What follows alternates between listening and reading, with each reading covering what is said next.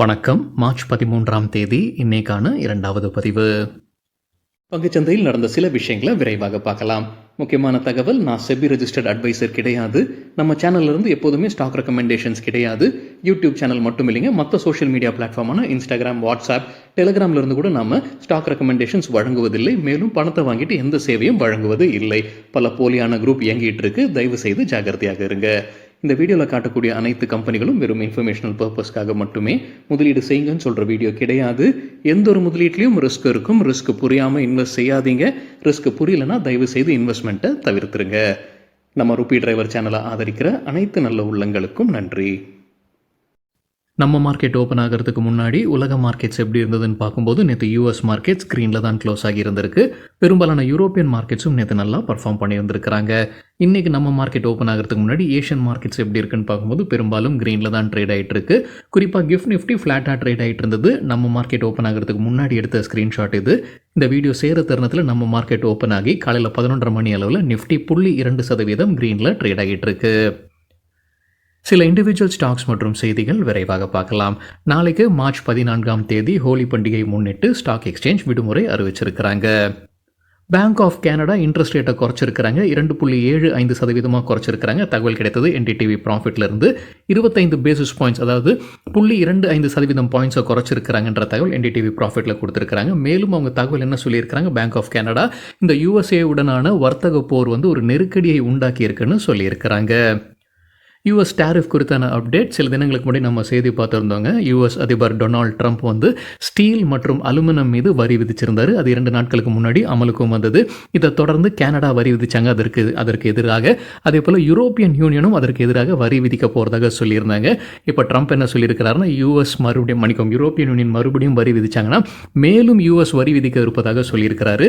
தகவல் நமக்கு கிடைத்தது மணி கண்ட்ரோல்லேருந்து. பிளாக்ஸ்டோன் நிறுவனம் இந்தியாவில் டேட்டா சென்டர்ஸ்க்காக $11 பில்லியன் முதலீடு செய்ய இருப்பதாக என்டிடிவி ப்ராஃபிட்லேருந்து கிடைத்த ஒரு தகவல். ஆர்டிஃபிஷியல் இன்டெலிஜென்ஸ் மற்றும் கிளவுட் கம்ப்யூட்டிங் உடைய சேவை அதிகமாக தேவைப்படுது. அதனால் அவங்க இந்த முதலீடு செய்வதாக என்டிடிவி ப்ராஃபிட்டில் தகவல் கொடுத்துருக்குறாங்க. எலான் மஸ்க் உடைய ஸ்டார்லிங்க் நிறுவனத்திற்கு ரயில்வே அமைச்சர் அஸ்வினி வைஷ்ணவ் வரவேற்பு தெரிவிச்சிருக்கிறாரு. அவருடைய எக்ஸ் தளத்தில் பதிவிட்டிருக்கிறாரு. தகவல் நமக்கு கிடைத்தது எக்கனாமிக் டைம்ஸ்லேருந்து. சில தினங்களுக்கு முன்னாடி நம்ம செய்தி பார்த்துருந்தோங்க. ஸ்டார்லிங்க் ஏர்டெல் மற்றும் ஜியோவுடன் ஒரு பார்ட்னர்ஷிப்பில் வராங்க. இப்போ இந்த வரவேற்பும் சேர்த்து வச்சு பார்க்கும்போது அவங்களுக்கு கிடைக்க வேண்டிய அனுமதி எல்லாம் கிடைச்சிருக்குமா அரசுக்கிட்ட இருந்து ஒரு டவுட் இருக்குது. அதிகாரப்பூர்வ அறிவிப்பு இன்னும் வரல. எக்கனாமிக் டைம்ஸ்லேருந்து கிடைத்த தகவல், அமைச்சர் வரவேற்பு தெரிவிச்சிருக்கிறாரு. ஓலா மற்றும் ஊபர் குறித்தான ஒரு தகவல் சிஎன்பிசி டிவி 8லேருந்து கிடைத்த தகவல். ஓலா மற்றும் ஊபரில் நம்ம புக் பண்ணும்போது iOS வழியாக புக் பண்ணும்போது ஒரு கட்டணமும், ஆண்ட்ராய்டு வழியாக புக் பண்ணும்போது வேறொரு கட்டணமும் இருக்குது அப்படின்னு ஒரு குற்றச்சாட்டு இருந்திருக்கு. இதை விசாரிப்பதற்காக இப்போ CCPA, central consumer protection authority, director ஜெனரலுடைய விசாரணைக்கு அவங்க உத்தரவிட்டிருப்பதாக சொல்லியிருக்கிறாங்க சிஎன்பிசி டிவி 18ல். முருகப்பா குரூப் கம்பெனியான காரமண்டல் இன்டர்நேஷனல் ஒரு புது முதலீடு செய்கிறாங்க. அவங்க NACL இண்டஸ்ட்ரீஸ், அதுவும் லிஸ்டட் கம்பெனி தான். அதில் 53% ஸ்டேக்கை வாங்குறாங்க 820 கோடி ரூபாய்க்கு. நம்ம முன்னே பார்த்துருந்தாங்க ஒரு ரூல் இருக்குது. செபியோடைய விதி, ஒரு கம்பெனியுடைய மேனேஜ்மெண்ட் மாறுது அப்படின்னா அந்த கம்பெனியுடைய பப்ளிக் ஷேர் ஹோல்டர்ஸ் கிட்ட 26% ஷேர்ஸை வாங்குவதற்கான ஓப்பன் ஆஃபர் அந்த டேக்கிங் ஓவர் கம்பெனி அதை அனௌன்ஸ் பண்ணோம். அதையும் தெரிவிச்சிருக்கிறாங்க. NACL இண்டஸ்ட்ரீஸ்லேருந்து கிடைத்த அப்டேட் என்னென்னா, ஓப்பன் ஆஃபர் அறிவிச்சிருக்கிறாங்க காரமண்டல் இன்டர்நேஷனல். 5.24 கோடி ஈக்விட்டி ஷேர்ஸை வாங்குவதற்காக தான் இந்த ஓப்பன் ஆஃபர். அதுதான் அந்த 26% பப்ளிக் ஷேர் ஹோல்டர்ஸ் கிட்ட வாங்க வேண்டிய எண்ணிக்கை. அதற்கான ஓப்பன் ஆஃபர் கொடுத்துருக்காங்க. விலை நிர்ணயித்திருப்பது ₹76.60. முந்தின க்ளோஸ் ₹79.65 இருந்தது. ஸோ முந்தின க்ளோஸை காட்டிலும் குறைவாகத்தான் விலையை நிர்ணயித்திருக்கிறாங்க. ஒட்டுமொத்தமாக ₹402 கோடி செலவு செய்ய இருக்கிறாங்க காரமண்டல் இன்டர்நேஷனல் இந்த ஓப்பன் ஆஃபருக்கு. நசாரா டெக்னாலஜிஸ் குறித்து மணி கண்ட்ரோல்லேருந்து கிடைத்த ஒரு தகவல். கம்பெனியுடைய COO சுதீர் காமத் ராஜினாமா செய்திருக்கிறாரு. BEML தரப்புல ஒரு அப்டேட் இருக்குது. அவங்க சீமென்ஸ் இந்தியாவுடன் ஒரு பார்ட்னர்ஷிப்பில் வராங்க. எதற்காக? சபர்பன் பேசஞ்சர் ட்ரெயின் செக்மெண்ட்ஸ்க்காகத்தான் இந்த மெமரண்டம் ஆஃப் அண்டர்ஸ்டாண்டிங். அதே போல் டிராக்ஃப்ளோ SRL நிறுவனத்துடன் ஒரு மெமரண்டம் ஆஃப் அண்டர்ஸ்டாண்டிங்கில் கையெழுத்திட்டு இருக்கிறாங்க. ட்ரெட்ஜிங் சொல்யூஷன்ஸ்க்காகத்தான் இந்த ஒப்பந்தம்னு சொல்லியிருக்கிறாங்க BEML. Doctor Agarwal's health care குறித்து சிஎன்பிசி டிவி 18லேருந்து கிடைத்த ஒரு தகவல். அண்மையில் லிஸ்டான கம்பெனி தான் டாக்டர் அகர்வால்ஸ் ஹெல்த் கேர். அவங்களுக்கு முதல் முறையாக ஒரு அனலிஸ்ட் ரேட்டிங் கொடுத்துருக்குறாங்க. மார்கன் ஸ்டான்லி ஓவர்வெயிட் ரேட்டிங் கொடுத்துருக்காங்க. எதிர்பார்க்குற டார்கெட் 502, 17.5% அதிகரிப்பதற்கான வாய்ப்பு இருக்குது. விஏடெக் வபாக் தரப்புல அப்டேட் இருக்குது. அவங்களுக்கு கெயில் மற்றும் IOCL கிட்டேருந்து கிடைத்த ஆர்டர்ஸ் 360 கோடி ரூபாய்க்கானது. இன்றைக்கி இன்ட்ராடேல நல்லா பர்ஃபார்ம் பண்ணியிருக்கு விஏடெக் வபாக். ஆஸ்டர் டிஎம் ஹெல்த் கேர் குறித்து என்டிடிவி ப்ராஃபிட்லேருந்து கிடைத்த ஒரு தகவல், கம்பெனியுடைய ப்ரொமோட்டர்ஸ் பிளெட்ஜிங் ஷேர் ஹோல்டிங்குடைய எண்ணிக்கை குறைச்சிருக்காங்க. அடகு வைத்திருக்கக்கூடிய ஷேர்ஸுடைய எண்ணிக்கை குறைச்சிருக்காங்க. 99% 41% குறைச்சிருக்கிறாங்க. அவங்க அண்மையில் ஃபண்ட் ரைசிங் பண்ணியிருக்கிறாங்க. அவங்களுடைய லோனையும் ரீஃபினான்ஸ் பண்ணியிருக்கிறாங்க. அதோடைய விளைவாக தான் இப்போ 99% அடகுல இருந்ததை 41% குறைச்சிருக்கிறாங்கன்னு என்டிடிவி ப்ராஃபிட்டில் அப்டேட் கொடுத்துருக்குறாங்க. ஓலா எலக்ட்ரிக் மொபிலிட்டி குறித்து என்டிடிவி ப்ராஃபிட்லேருந்து கிடைத்த ஒரு தகவல், ஹோலி பண்டிகையை முன்னிட்டு அவங்க டிஸ்கவுண்ட்டில் விற்பனையை அறிவிச்சிருக்கிறாங்க. 26,750 ரூபாய் வரைக்கும் அவங்க டிஸ்கவுண்ட் வழங்குறாங்க. அவங்களுடைய S1 ரேஞ்சில் அந்த செய்தியில் சொல்லியிருக்கிறாங்க. இண்டிகோ ஏர்லைன்ஸ் குறித்து என்டிடிவி ப்ராஃபிட்லேருந்து கிடைத்த ஒரு தகவல், அவங்களுடைய சப்சிடரி நிறுவனம் தான் இன்டர்குளோப் ஏவியேஷன் ஃபினான்ஷியல் சர்வீசஸ். அதில் 394 கோடி ரூபாய் முதலீடு செய்கிறாங்க. லோன் ரீபேமெண்ட்ஸ்க்காகத்தான் இந்த முதலீடுன்னு என்டிடிவி ப்ராஃபிட்டில் தகவல் கொடுத்துருக்காங்க. எந்த பிஸ்னஸில் இருக்கிறாங்க இந்த சப்சிடரி நிறுவனம்னா, ஏர்கிராஃப்ட் இன்ஜின் லீசிங் மற்றும் அதற்கான ஃபினான்ஷியல் சர்வீசஸ்க்கு அந்த பிஸ்னஸில் இருப்பதாக சொல்லியிருக்கிறாங்க என்டிடிவி ப்ராஃபிட்டில். டாடா ஸ்டீல் குறித்து ஜேபி மார்கன் என்ன ரேட்டிங் கொடுத்துருக்காங்க, தொடர்ந்து ஓவர் வெயிட் ரேட்டிங் கொடுத்துருக்காங்க. டார்கெட் ப்ரைஸை உயர்த்தி இருக்கிறாங்க. அடுத்த 12 மாதத்திற்கான டார்கெட் ப்ரைஸ் 180 ரூபாய், 20% அதிகரிப்பதற்கான வாய்ப்பு இருக்குது. இண்டஸ்இண்ட் பேங்க் குறித்து சிஎன்பிசி டிவி 18 கிடைத்த ஒரு தகவல், அண்மையில் செய்தியில் இருக்கக்கூடிய ஒரு வங்கி தான் இண்டஸ்இண்ட் பேங்க். அவங்களுடைய சில அக்கௌண்டிங் இஷ்யூஸ் இருக்குது. அவங்களுடைய டெரிவேட்டிவ் போர்ட்ஃபோலியோவில் சில தவறுகள் இருந்திருக்கு, கண்டுபிடிக்கப்படுதுன்ற செய்தி நாம் பார்த்துருந்தோம். அதே போல் அவங்களுடைய சிஓடைய எக்ஸ்டென்ஷன் ஆர்பிஐ வந்து 1 ஆண்டுக்கு தான் கொடுத்துருக்குறாங்க. 3 ஆண்டுக்கு வழக்கமாக வழங்குவாங்க. அது 1 ஆண்டு தான் கொடுத்துருந்தாங்கன்ற செய்தியில் நம்ம பார்த்தோம்னா இண்டஸ்இண்ட் பேங்க் ஒரு பெரிய வீழ்ச்சியை பார்த்து, ஆனால் நேற்று ஒரு ரிகவரி இருந்ததுங்க.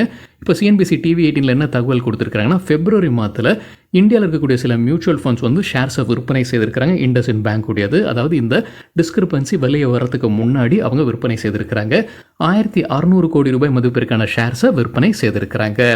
இண்டஸ்இண்ட் பேங்க் மட்டுமல்லாமல் பிப்ரவரி மாதத்தில் அதிகமாக விற்பனை செய்யப்பட்ட வேறு ஸ்டாக்ஸ் பார்க்கும்போது இன்டர்குளோப் ஏவியேஷன் 1300 கோடி ரூபாய்க்கான ஷேர்ஸை விற்பனை செய்திருக்கிறாங்க மியூச்சுவல் ஃபண்ட்ஸ். அதே போல் பஜாஜ் ஃபைனான்ஸுடைய 1300 கோடி ரூபாய்க்கான ஷேர்ஸையும் விற்பனை செய்திருக்கிறாங்க. எந்தெந்த மியூச்சுவல் ஃபண்ட் இண்டஸ்இண்ட் பேங்குடைய ஷேர்ஸை விற்பனை செய்தாங்க பிப்ரவரி மாதத்தில்? கோட்டக் மியூச்சுவல் ஃபண்ட் 510 கோடி ரூபாய்க்கான shares, Motilal Oswal mutual fund 126 கோடி ரூபாய்க்கான ஷேர்ஸை விற்பனை செய்திருக்கிறாங்க. பிபிஎஃப்ஏஎஸ் மியூச்சுவல் ஃபண்டும் ஷேர்ஸை விற்பனை செய்திருக்கிறாங்க. குவாண்ட் மியூச்சுவல் ஃபண்டு பையராக இருந்திருக்கிறாங்க இண்டஸ்இண்ட் பேங்க்கில் பிப்ரவரி மாதத்தில் 305 கோடி ரூபாய்க்கு அவங்க ஷேர்ஸை வாங்கியிருந்திருக்கிறாங்க. கூடுதலாக எக்கனாமிக் டைம்ஸ்லேருந்து கிடைத்த ஒரு தகவல் என்னென்னா, இண்டஸ்இண்ட் பேங்குடைய சிஇஓ மற்றும் டெப்யூட்டி சிஇஓவும் ஷேர்ஸை விற்பனை செய்திருக்கிறாங்க. 2023 மற்றும் 2024 ஆண்டில் 157 கோடி ரூபாய்க்கான ஷேர்ஸை அவங்க விற்பனை செய்துள்ளதாக எக்கனாமிக் டைம்ஸில் தகவல் கொடுத்துருக்கிறாங்க. இண்டஸ்இண்ட் பேங்குக்கு சிஎல்எஸ்ஏ தொடர்ந்து ஓவர் வெயிட் ரேட்டிங் தான் கொடுத்துருக்காங்க. டார்கெட் ப்ரைஸை குறைச்சிருக்கிறாங்க. 1300 900 கோடி ரூபாயாக குறைச்சிருக்கிறாங்க. நேற்று க்ளோசிங்லேருந்து ஒப்பிடும்போது 31% அதிகரிப்பதற்கான வாய்ப்பு இருக்குன்னு கருதுறாங்க சிஎல்எஸ்ஏ. முத்தூட் ஃபைனான்ஸ் குறித்து என்டிடிவி ப்ராஃபிட்லேருந்து கிடைத்த ஒரு தகவல், அவங்களுடைய சப்சிடரி நிறுவனமான முத்தூட் இன்சூரன்ஸ் புரோக்கர்ஸ் பிரைவேட் லிமிடெட்டில் ஒரு மோசடி நடந்திருக்கு. அவங்களுடைய சீஃப் எக்ஸிக்யூட்டிவ் ஆஃபீஸர் இப்போ சஸ்பென்ஷனில் இருக்கிறாரு. அவர் தான் அந்த மோசடியில் ஈடுபட்டிருக்கிறாரு. அவர் மட்டும் இல்லாமல் சீஃப் ஜெனரல் மேனேஜரும் அந்த மோசடியில் ஈடுபட்டு இருக்கிறாங்க. ஸோ இதனால் கம்பெனிக்கு பாதிப்பு ஏற்பட்டிருப்பதாக, சப்சிடரி கம்பெனிக்கு பாதிப்பு ஏற்பட்டிருப்பதாக தகவல் கொடுத்துருக்காங்க என்டிடிவி ப்ராஃபிட்டில்.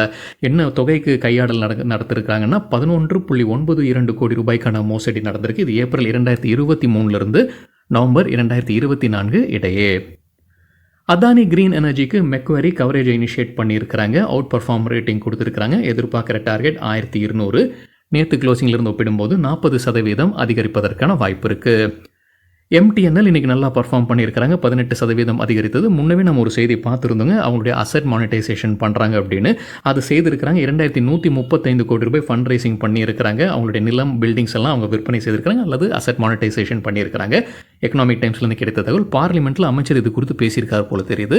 இன்றைக்கி எம்டிஎன்எல் 18% அதிகரிச்சிருக்கு. பாலிகேப் இந்தியாவும் இன்றைக்கி இன்ட்ராடேயில் நல்லா பர்ஃபார்ம் பண்ணியிருக்கிறாங்க. அவங்க தரப்பில் இருக்கக்கூடிய அப்டேட் என்னென்னா, பிஎஸ்என்எல் கிட்டேருந்து ஒரு கான்ட்ராக்ட் கிடைக்குது. பாரத் நெட் ப்ராஜெக்டுடைய ஒரு கான்ட்ராக்ட் 3000 கோடி ரூபாய்க்கு. மோதிலால் ஓஸ்வால் ஃபினான்ஷியல் சர்வீசஸ் அவங்களுக்கு பிடித்த சில ஸ்டாக்ஸோடைய பட்டியல் கொடுத்துருக்காங்க. மணி கண்ட்ரோல்லேருந்து கிடைத்த தகவல். அவங்க என்ன கருதுறாங்கன்னா, ஷேர் மார்க்கெட்டோட வீழ்ச்சி இப்போ கடைசி கட்டத்தில் இருப்பதாக அவங்க கருதுறாங்க. அதற்கான சில ஃபேக்டர்ஸையும் சொல்லியிருக்கிறாங்க. இந்த கரெக்ஷன் வந்து ஒரு பையிங் ஆப்பர்ச்சுனிட்டியாக இருக்கும்னு மோதிலால் ஓஸ்வால் ஃபினான்ஷியல் சர்வீசஸ் கருதுறாங்க. அவங்களுக்கு லார்ஜ் கேப் செக்டரில் பிடித்த ஸ்டாக்ஸோடைய பெயர்கள் வெளியிட்டிருக்கிறாங்க. Reliance industries, Hindustan Unilever, Larsen and Toubro, Maruti, Titan, Adani ports, Bharat electronics, LTIM, Shriram finance, JSW energy மற்றும் பாலிகேப். ஸ்மால் கேப் மற்றும் மிட் கேப் ஸ்டாக்ஸில் உங்களுக்கு பிடித்தது HDFC AMC, Coforge, Page industries, AU small finance bank, JK cements, Ipca, Godrej properties, Brigade enterprises, Angel One மற்றும் happy forgings. சரிங்க, இதுதான் சில விஷயங்கள் என்னுடைய பார்வைக்கு எட்டியது. நன்றி, வணக்கம்.